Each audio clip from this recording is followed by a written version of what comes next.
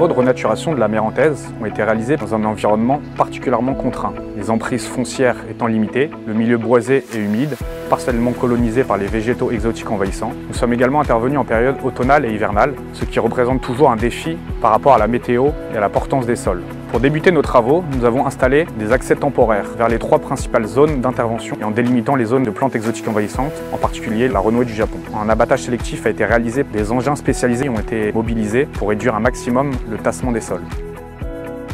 La réalisation des terrassements a nécessité l'assèchement temporaire de la rivière.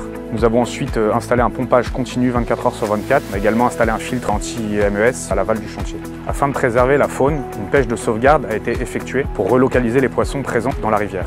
Après cette phase, les travaux se sont concentrés sur la restauration écologique. Nous avons créé une zone humide d'extension de crues en évacuant 6000 m3 de déblais.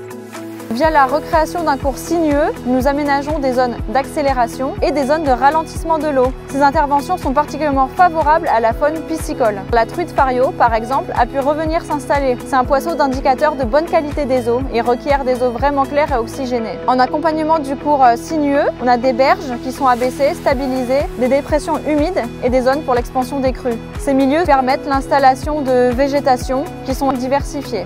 On peut donc viser une amélioration des populations à la fois sur les amphibiens, les oiseaux, les insectes. Alors à long terme, cette renaturation diminue les risques d'inondation et la qualité de l'eau s'en trouve également améliorée.